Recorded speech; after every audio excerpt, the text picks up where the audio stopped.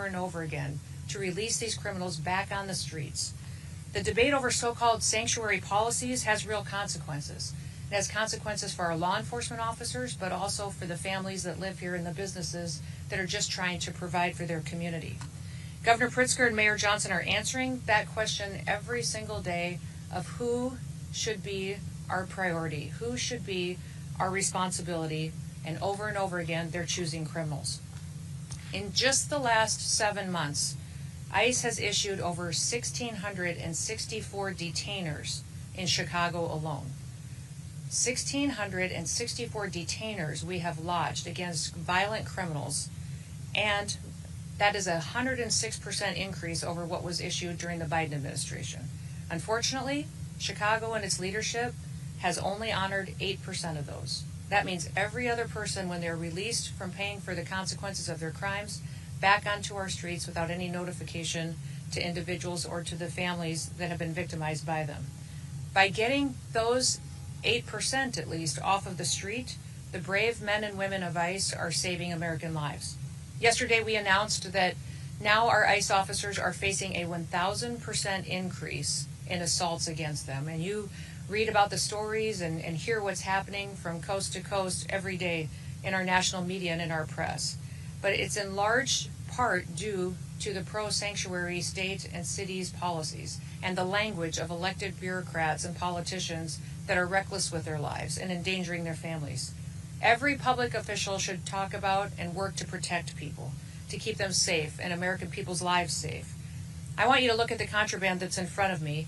We have 20 kilograms of fentanyl that's in front of me on this table.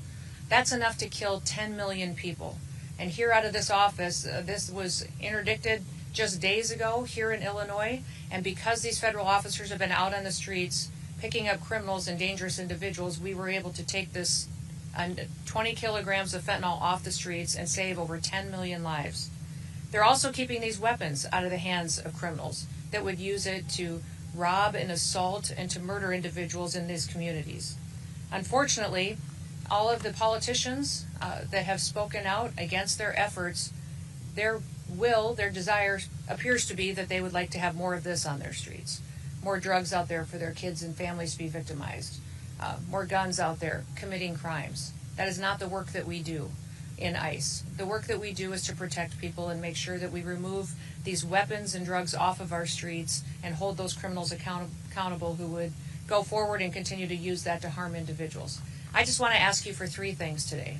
Number 1, I want to ask you to support your law enforcement officers. Have their backs. Every single individual that's out there that is noisy and attacking them right now is having an effect that's ratcheting up the rhetoric and distorting facts and not allowing the facts to get out of what the work that they're doing every day and what we've done to help victims get some justice for the harms that were perpetuated in their lives.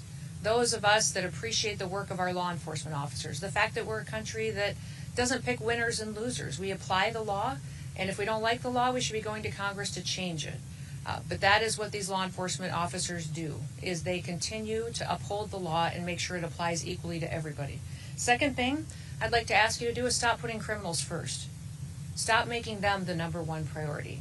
They are perpetuating harm on American citizens, and they need to be held accountable for it. And number 3, I would ask that you think about the family members around you, the people you've spent your time with, the American citizens that live next door to you in your community.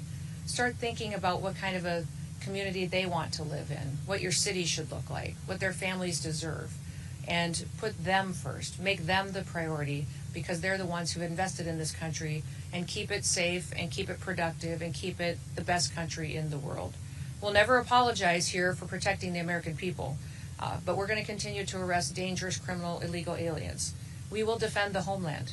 That's what ICE is doing, and I'm so proud to be able to walk with them and to lead with them while they fulfill this mission to really keep United States blessed far into the future. So with that, I'll open it up to any questions that you may have. Yes.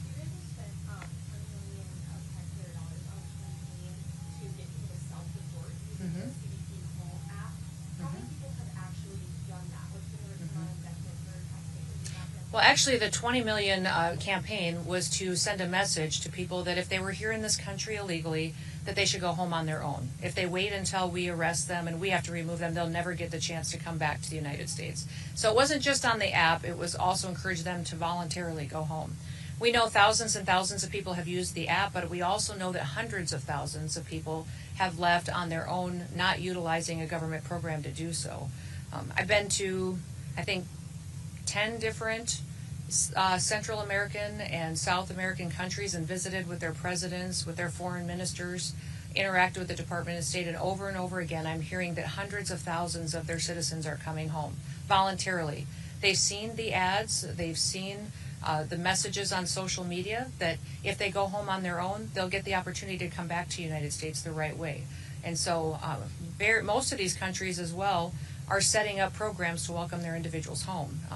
They have housing loan programs that they're setting up. They're allowing them to have food assistance for several months. Several of the countries I've recently visited with are training individuals and workers to come home because their economy has a need for those individuals. So sending that message has been extremely helpful in making sure that people know that here we're going to enforce our laws and that there's a right way to come to this country. And you're going to be allowed to do that if you voluntarily leave. We can get it for you, but each specific country has given it to us along the way. But I would say we believe over 1 million people have gone home on their own. Since we have started this administration, yes. But we've arrested hundreds of thousands that have gone through our system. Yep.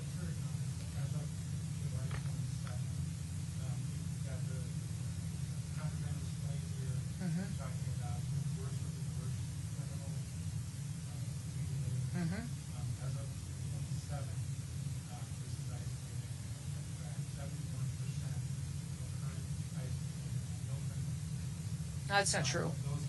Charges and convictions, over 70% of them have pending charges against them or criminal convictions. The others all have final removal orders, which means they're eligible to go back home.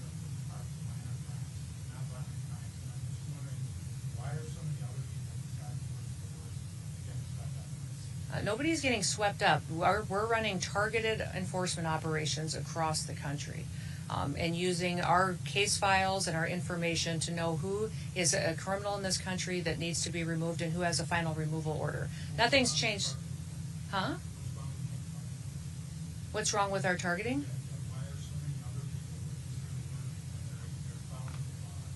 Well, they're not following the law if they're here illegally. There's a right way to come to this country. And so, yes, I'm talking about criminals in these situations, absolutely. But we also have every situation where we have those that have final removal orders need to go home because their due process is over and they have their paperwork and they're ready to travel. So that has been the priority since the very beginning. Nothing has changed. And over 70% of these individuals that we have gone out and arrested and removed from the country have had those pending charges and criminal convictions against them. That has always been the goal of the president. Yes.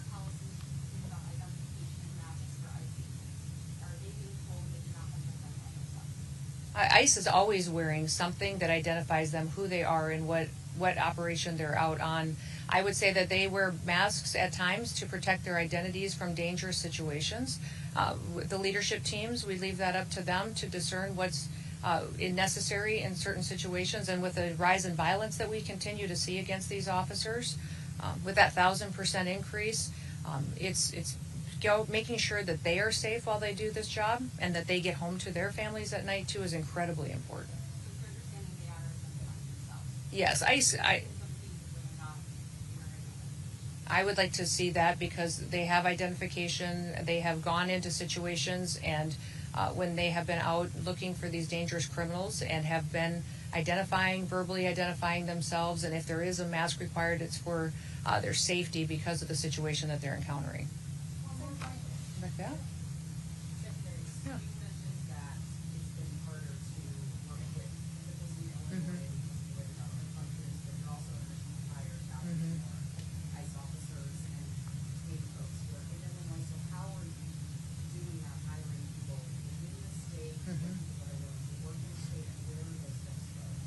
Yeah.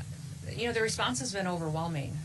Part of the big, beautiful bill that President Trump advocated for allocated to us the resources to hire 10,000 new ICE officers. We have had that open for less than a week, and we have over 80,000 applicants for those jobs.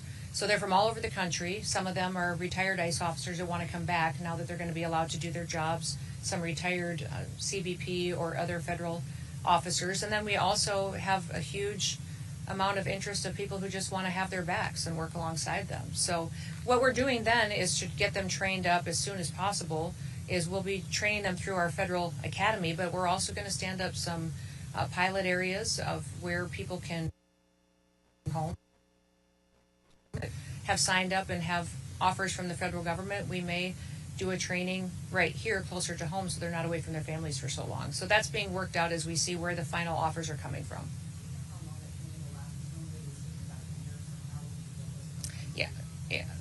Yeah, it'll be within weeks because we're going to give them credit for what they already know. What if they're former law enforcement, they already have training and certifications that we will honor and look at. They'll still go through testing. They'll still go through drug testing and physical tests and all of that.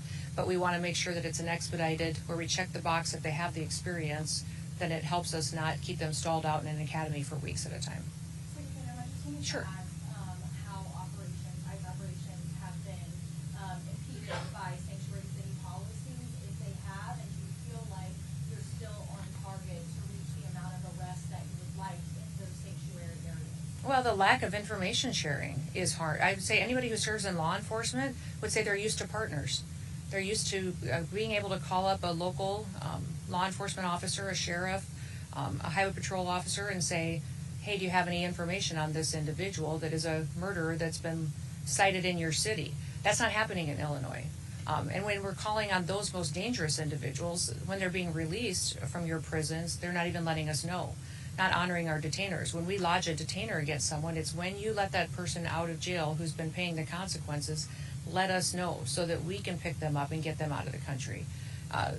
Illinois is not partnering with us on that, which is very, very difficult when we know that those dangerous criminals are going to run free. And many times we go into situations where we don't necessarily have the law enforcement to play a backup role.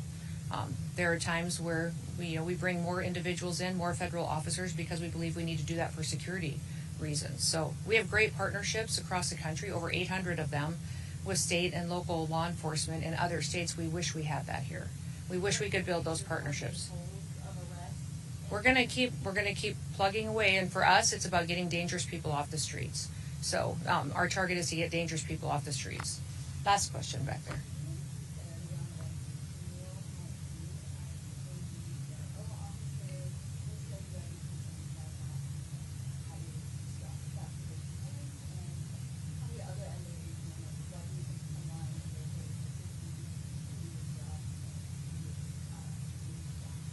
I think us opening up the age requirement is wonderful for people to have opportunities that they've always wanted. So many people were forced to retire from law enforcement at a young age because of that arbitrary deadline, and now they'll be able to come back and serve a few more years if they'd like to, provide for their families, and then help on the mission of making America safe again. 18-year-olds can come and sign up and help us with processing and paperwork while they train and they get the experience. They can walk alongside our officers. They will all be as fully trained as any full-time officer before they're put in a situation that might require more of them. So we want everybody to be at the same level of skill set and knowledge when they're out doing an enforcement role out on the job. Anything else?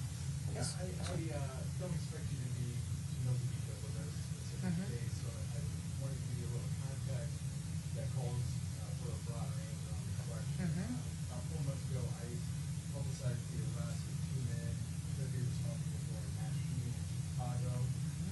Your agency named them, and got a lot of coverage. However, they have still not been charged in that mass shooting. So my question is whether people sent to prison in El Salvador or to them accused here in Chicago of a mass shooting, is it responsible for ICE to publicly accuse people of violent crimes before they've been charged? Well, we follow cases and prosecute cases and turn them over for prosecution just like any other law enforcement agency does.